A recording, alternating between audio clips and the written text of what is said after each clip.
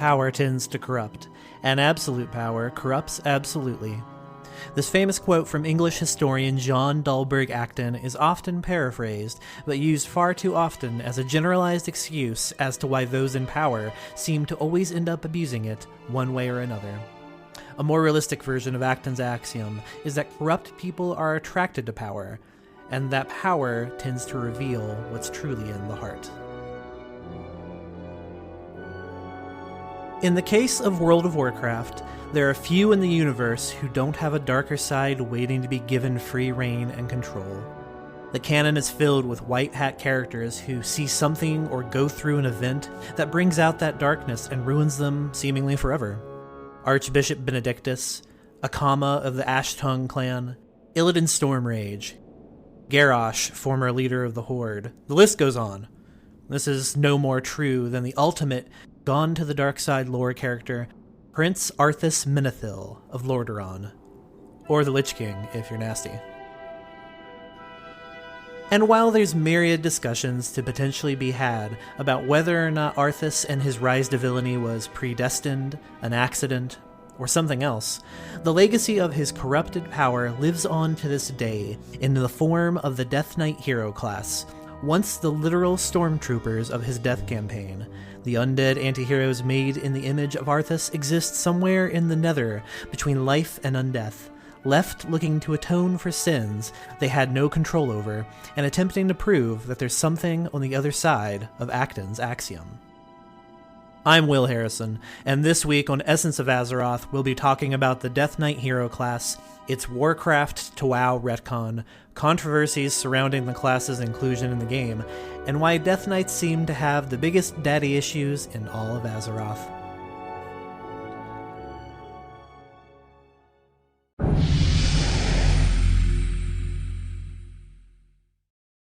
My son,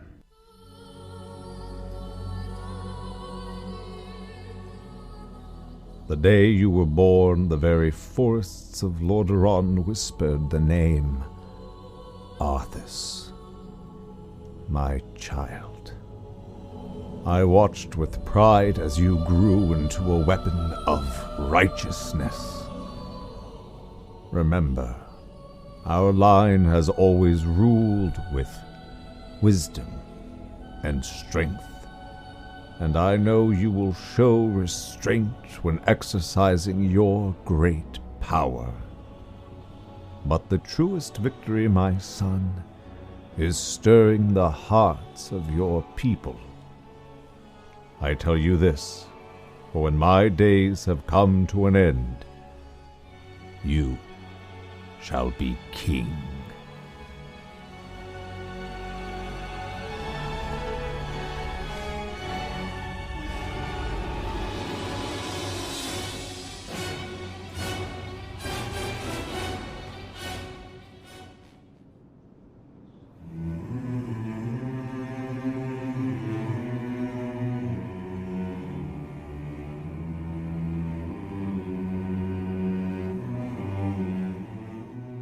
If you joined us last week, then you already know that we've been talking about death as it pertains to the World of Warcraft universe. Though this week, instead of asking where you go when you die, we're discussing what happens when you die and don't go anywhere at all. Something that seems to be happening all too often on Azeroth these days, and since the creation of the Scourge. I'm not going to get too deep into the origins of the Undead faction and the Forsaken as we know it, mostly due to the fact that the origins of where the Orc, Warlock, and Ner'zhul received the Lich King's Helm of Dominion, and the origins of undead power as we know it, are going to most likely be retconned, or at least changed slightly in the Shadowlands. For now, all we really need to know is that the Helm of Domination and its sword-based mate Frostmourne were both artifacts of the Maul, a special prison in the Shadowlands meant for the worst of the worst. And yet, undeath is rampant across almost every zone in World of Warcraft. The Dead Scar of the Ghostlands, the Scourge Pits of Zuldrock, literally all of the former Kingdom of Lordaeron. And while many of those scars of the past have healed after the Cataclysm expansion, one remains as a force for good against the darkness: the Death Knights. This hero class, once the literal minions of the Lich King, now seemingly serve a chaotic good agenda while in their floating ziggurat of Atris, the Ebon Hold, led by a new Lich King, and playing a role in almost every expansion since their inclusion as on-the-ground troops and maybe even cannon fodder as foot soldiers of Azeroth. But what is a Death Knight? How are they any different from the Forsaken? Or a ghoul? And what about that Terran Gorfiend guy in Black Temple? He called himself a Death Knight. And WoW Classic players may notice the zone-wide announcement that the Death Knights are riding around Deathwind Pass, east of Darkshire. Are those Death Knights? Is Arthas a Death Knight? Am I a Death Knight? Do lizard people really control the government? Well, slow down there, Chief. We're going to clear everything up as it pertains to my favorite class in World of Warcraft. Sure, I may have started as a priest main, but once Blizzard told me I could throw on some big ol' armor, raise the dead, and sling some plagues, I knew my decision was made. But we'll get to that. First, what is a Death Knight? What are the origins? For that, we're going to need to go all the way back to the very first Warcraft game, the First War, and the opening of the Dark Portal by the Orc Warlock Gul'dan. The first Gul'dan, not the time-traveling one that everyone hated.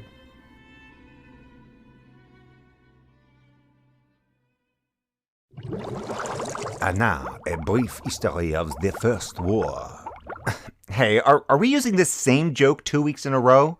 Are you already out of new material?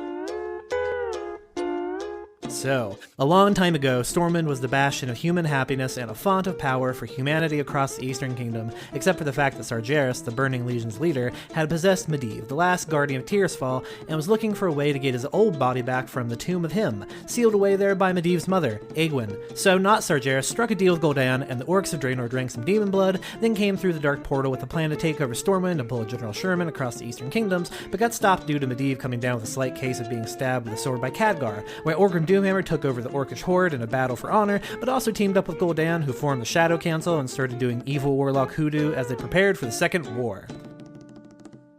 I promise we'll get a new joke for next time.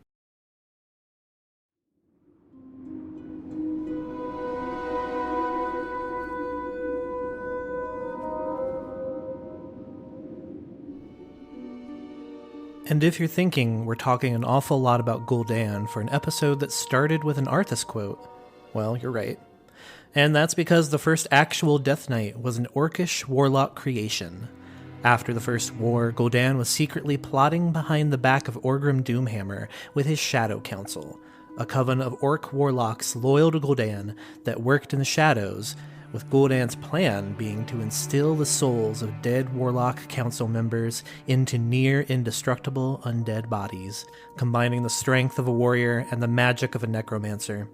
And he did just that with Terran Gorfiend, transplanting the Warlock's soul into a new body and creating the first Death Knight. This is also why Death Knights in-game feel so much more like a cloth-based casting class than a melee-based class like a warrior or a paladin. The original Death Knights retained their warlock powers, preferring to use plagues, terror, and ice to win battles, much in the similar way that the blood magic of the trolls operated. But these guys weren't true warriors, just mages dressed up like one.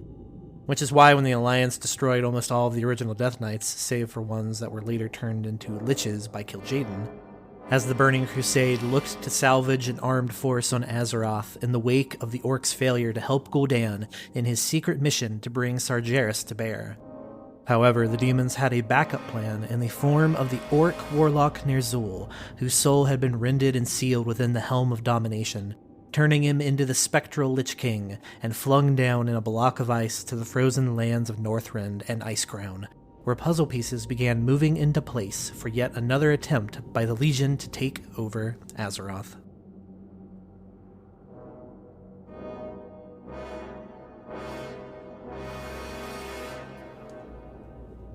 But what's interesting about this is that the Death Knight didn't really go through a retcon per se, but their meaning did change considerably. Vanilla WoW and Burning Crusade had multiple references to these original Death Knights, including a pack of roving mobs that went around the outskirts of Darkshire and Deadwind Pass called Death Knights, not to mention the inclusion of Terran Gorefiend as a raid boss in the Black Temple raid. And all of Karazhan is essentially being a hub of power for the Legion's attempts around the First War to take Azeroth, so there's little hints and pieces surrounding all of that. And of course, we can't forget Naxxramas, the literal training grounds of the original Death Knights. But those aren't our Death Knights. Not really. The Death Knights of the Scourge differ from the Gul'dan Death Knights, who ever differ from the next version of Death Knights to appear in canon, the cursed, fallen Paladins of the Silver Hand, so obsessed with cleansing the land of this new blight that happened during the Third War that it literally destroyed all of Lordaeron, and they marched to the frozen lands of Northrend and accepted dark power, convinced that the light no longer shined upon them. These knights became infected with the blight, but were so dedicated to what they saw as a holy duty to retake their homelands, and were then in turn rejected and ostracized by their own people. Lost, they followed their prince to Northrend. And so, Arthas Menethil, the Prince of Lordaeron, falls to darkness, taking the power offered by this mysterious Lich King, now the former orc warlock Ner'zhul in a non-corporeal form, and taking up the rune sword of Frostmourne, which blights the soul of Arthas in exchange for newfound power. Power that Arthas would use to literally destroy what was left of his homelands, his family, and even his peer and friend, Uther Lightbringer. The campaign of the Undead Scourge begins here, with the former lands of Lordaeron becoming ground zero for the Blight, and becoming the Western and Eastern Plague Lands, one of the max-level zones in vanilla World of Warcraft, and home to the most menacing raid from the early days of WoW, the floating fortress and training grounds of this new wave of Death Knights, Naxxramas. If you were a player during this time, and seem completely lost as to where and when all this lore took place, don't feel bad. Less than 1% of players ever completed Naxxramas, and to even get into the raid required a lengthy quest chain, a reputation grind, and even clearing the other raids up to this point. It was a lot. Sadly, it's also some of the game's best lore, as Naxxramas is one of, if not the best raids in Warcraft, which might be why they brought it back.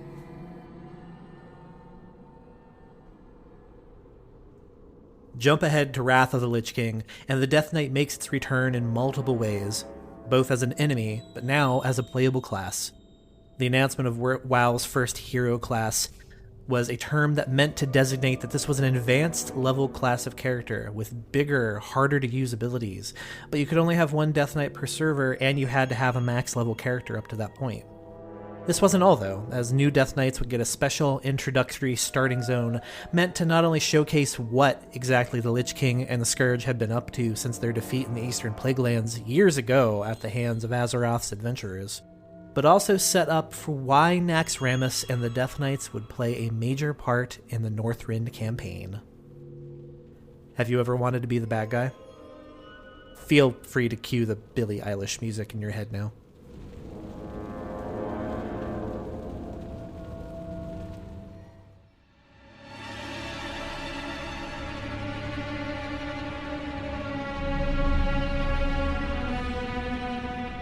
From darkness you awaken, and awaken to darkness itself.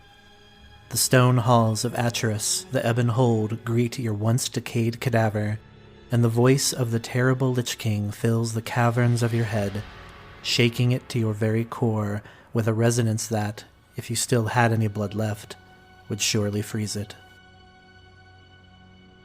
Speak. The first quest as a Death Knight appears, and you have no choice but to accept it. After all, you are now a Death Knight in the mighty Scourge army, plotting the demise of the former lands of Lordaeron and growing an army to raise the world. Your will is not your own. The Death Knight's starting area is one of my favorite story sections of World of Warcraft. Not only is it a look into the machinations of the evil that players all too often bulldoze over without a second thought, but there's tongue-in-cheek references and character moments that makes it feel almost like a dark, twisted Disney World attraction.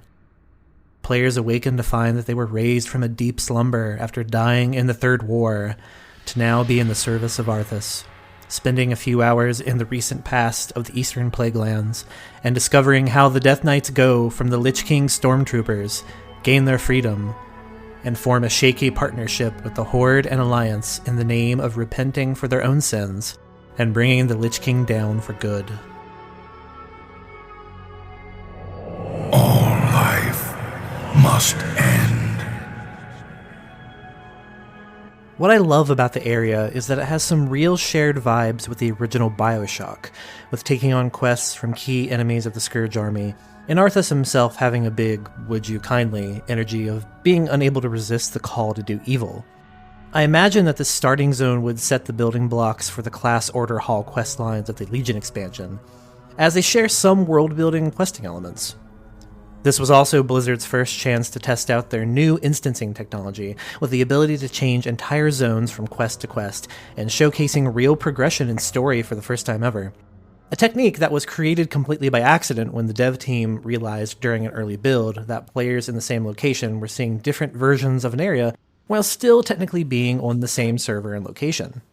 It's a technique that has become a hallmark of World of Warcraft and is used frequently to this day, but is especially used to great point and perfection in the Death Knight starting area. This is also a chance for players to stretch their legs and feel really cool and powerful while playing a class. Death Knight was unique at the time because wearing plate and getting the big sparkly spells all in one character was new and different. And broken. I was in the closed betas as Blizzard tuned and changed the Death Knight class, and let me tell you, the Death Knight felt completely unstoppable. Big damage spells, crowd controls, stuns, AoE attacks, summons, they had it all. And this makes sense as Death Knights should feel big and bad. But what exactly are these Death Knights? Undead? Possessed? A soul and a dark spirit sharing a body and fighting for control? More to the point, what makes these Death Knights different than other undead? The real answer is all about technicalities. The Forsaken, which is to say the Horde class of undead humans, are called so because they are former citizenry of the Kingdom of Lordaeron, turned undead by their former prince. Death Knights, going by lore, are made up of veterans of the Third War, which is the campaign led by Arthas and ending with the defeat of Archimonde at Mount Hyjal, aka Warcraft 3. Not completely. There is a point around the Legion expansion where it's very clear that the new Lich King, one Bolvar Fordragon, has begun increasing the ranks of the Death Knights as a group and is raising new minions, as evidenced by the inclusion of Pandaren, Goblin, Worgen, and allied races. It's also important to point out that if you play an allied race Death Knight, you do not do the original starting zone, because why would you? Your character didn't exist at that point. These Death Knights are not simply undead, if we're going by lore, though. They are former soldiers, raised and stripped of what made them what they once were. Shells, imbued and kept up and running purely through the magics of Frostmourne, which we now know means the power of the Shadowlands and the Maw, which is probably why Death Knights didn't just drop dead as soon as Arthas was killed. We don't know if this means their soul was split in two like what happens to Uther in the recent Shadowlands Afterlives video about Bastion, which highlighted Arthas taking part of his former mentor's soul into Frostmourne, or if a Death Knight is simply a walking husk that remembers its past life, like an echo trying to find its point of origin.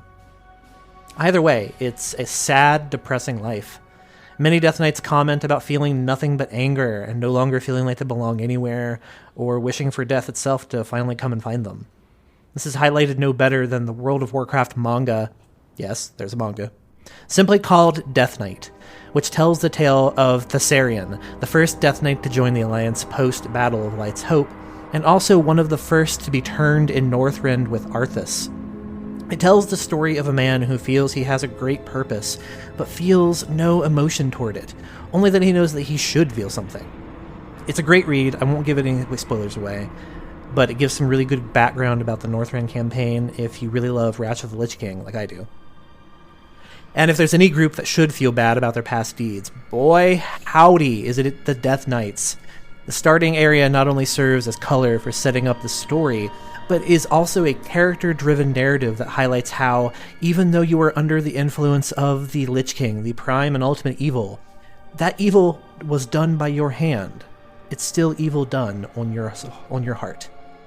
Blizzard wanted to put players in the shoes of true evil, and through a campaign of killing innocent civilians, corrupting the very nature around you, torturing and even killing your former closest friends, shows that maybe there is no amends to be made for the Death Knights. Maybe the best they deserve is to be thrown at the next big bad evil to threaten Azeroth, and be fodder for the wolves. Did I mention the torture?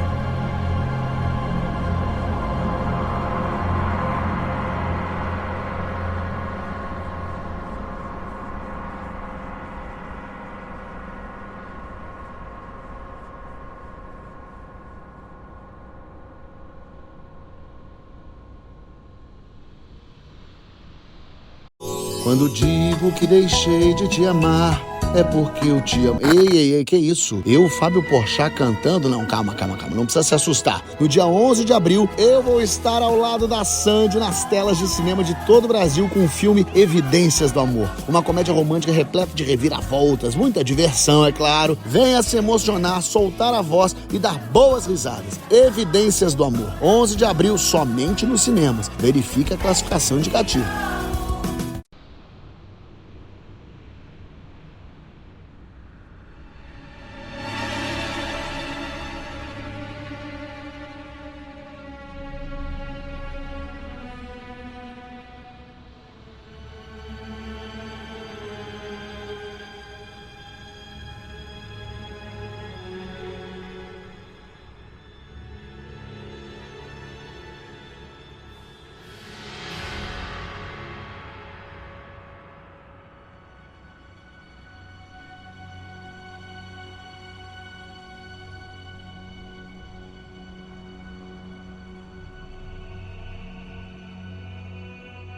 The Death Knight starting area is one of the best storytelling moments of the game because of how hard it works to put you in the shoes of your character and of evil. Not only following the orders of a prime evil in this world, but really letting you revel in your newfound power. Killing civilians, slaughtering zealots of the Scarlet Crusade, beating other Death Knight recruits in duels, controlling summoned animals, getting your own mount. But no other two quests stand out more from this area than the quests How to Win Friends and Influence Enemies, and A Special Surprise. The former is a quest given by future raid boss Prince Keliseth, in which your Death Knight is given special implements meant to torture information out of random Scarlet Crusade members. It's notable because the quest actually takes quite a while to finish, because it's based on luck and on an auto attack getting that sweet spot that triggers the end of the quest, so it can take up to 20 minutes sometimes. And you're doing this while beating Crusaders to get the information out of them, and it's gruesome. The second and maybe the more brutal quest, A Special Surprise, happens after breaking the defenses of the last Scarlet Crusade defense point, and the player's character is rewarded by the Lich King in the form of a room full of captured enemies, one of every race. The surprise is that a person from the Death Knight's past life has been brought here for the specific purpose of being murdered by their former friend. The friend pleads for you to remember and to not let the Lich King corrupt you because they know you're still in there somewhere inside. However, there's no way around it and no way to press forward. You must kill them. Both quests are interesting because few, if any, games up to that point had ever put the player in the position of being a torturer in this way, besides maybe the Vampire the Masquerade series on PC. The quests truly upset some players, with forum threads debating about their distaste for the quest lines and wishing for a workaround to avoid it, to no avail. After all, the show must go on. However, A Special Surprise is interesting because it's the first time that cracks are revealed in the control that Arthas has over your character, foreshadowing the downfall of a Death Knight assault on the legendary Light's Hope Chapel, former home base of the Knights of the Silver Hand, and, as it turns out, the beginning of the end for Arthas in Wrath of the Lich King. Gaze now upon the lands below us. The Scarlet Crusade scurries to undo my work, while Light's hope stands defiantly against us, a blemish upon these plague lands. They must all be shown the price of their defiance. The cleansing of the Naru spirit that resides within the Great Blade Ashbringer, bringing about the return of one of the most powerful holy artifacts in Warcraft lore, and once an item of major mystery to WoW players. Tyrion Fordring and the Ashbringer continues to be a thorn in the side of Arthas, whether it's helping liberate the Death Knights from the curse that locked their minds to servitude, or helping set the stage for the Lich King's demise on top of his own frozen throne. From here, the Death Knight story is one that happens to all races and classes that get featured in an expansion. They somewhat quietly shuffle into the background, while others get the spotlight. The exception is the Legion class hall questline for the Death Knights, which has some truly fascinating lore moments. Returning to the scene of the crime at Icecrown Citadel, taking orders from Bolivar Four Dragons Lich King, raising the dead to form a new Four Horsemen, and even riding off into the north like Arthas once did to raise the remains of a great dragon, all for the purposes of war. The apple never falls too far from the tree, it seems. Those last two story moments are important, as it showcases that, much like the Demon Hunters, the Death Knights as an official group are utilitarian in regards to means and ends. They'll gladly fight alongside the Horde and Alliance to save the planet, but have no qualms about raising some of both factions' most beloved departed heroes as ghastly reminders of past failures, and going as far as to infiltrate and torture the Red Dragonflight simply so they can defile the body of the Red Dragon Tyrannostraza, at a time when the Red Flight is literally on its last legs post-Cataclysm. It was here that I saw the undead swarming across an icy shelf, seeking a prize coveted by Arthas. Look ahead. Do you see it? The bones of a dragon most ancient. New king, same as the old king? It still remains to be seen, even after Bolvar loses the hardware that seemingly gives him the right to call himself Lich King. What we do know is that the Death Knights will travel into the Land of Shadows and the lands of Maldraxxus to see what happens on the other side of the afterlife to warriors of the past, for better and worse. We may even see Arthas reappear. Who knows? Before we wrap up this week, let's go to the viewer comments mailbag. Have a question or comment? Did I get something wrong? Visit our anchor.fm page and leave a voice message. I'll play it here on the podcast and answer your question. Luckily, this week's question somewhat pertains to our topic, with Kedwo asking a question about the Forsaken and their future under the leadership of Lillian Voss and Kalia Menethil, sister of the former Lich King and newly undead due to the machinations of former Forsaken leader and war chief Sylvanas Windrunner. Hello, I really liked your first episode, it was really nice. Anyway, as a suggestion, I was thinking about the history of the Forsaken, like the past, the present, and the future of Forsaken, especially in BFA, where we had the Battle of Darkshore and the Sylvanas events and everything, with Kalia Menethil and Lillian Voss taking the leadership. So I would like to know your insight on what's coming next, or your opinion on the Forsaken future. First, thank you for the reader mail. It was excellent to get something on our first week doing this. And as for the Forsaken, I think it's interesting because the Forsaken have been one of the most ignored factions in World of Warcraft throughout its entire history. At most, being allowed to be like weird, spooky, experimental cannibals who always seem like the most evil people in the room, even when the Horde are going for this like band of misfits getting along with one another, trying to live off the land vibe. And then you've got these, weirdos over here who just like, what if we poisoned everything?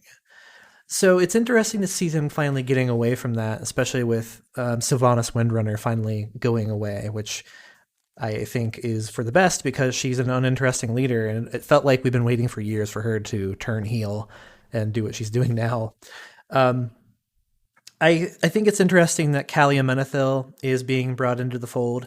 She's kind of the unofficial leader, with Lillian Voss kind of being her stand-in while she gets her leggings, because after all, she hasn't been dead very long, and she's maybe not even actually undead. The book, Before the Storm, and some of the in-game stuff kind of leaves it up into the air as to what she is, with recent interviews from World of Warcraft devs telling us that they have plans to fully look into and reveal what's going on. My personal opinion seems to be that she looks an awful lot like the denizens of Bastion that are helping out Uther Lightbringer. I wouldn't be surprised if her abilities and her powers are tied to that. She's certainly not a straight up undead, and she's definitely not alive. So I guess we're just going to have to find out and see.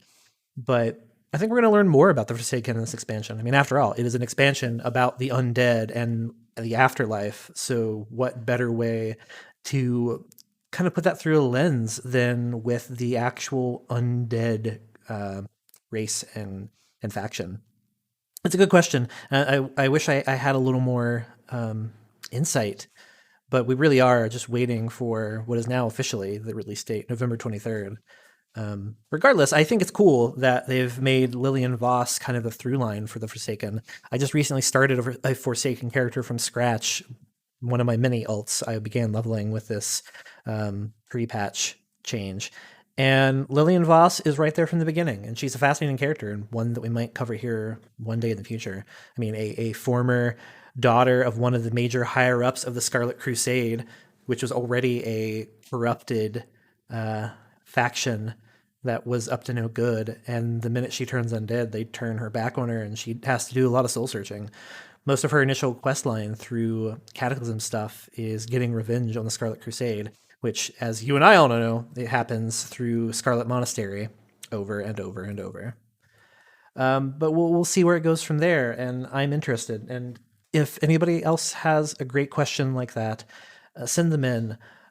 We're always happy to take mailbag requests and look at anything you want to have explained or kind of thought out. That's what we like to do here.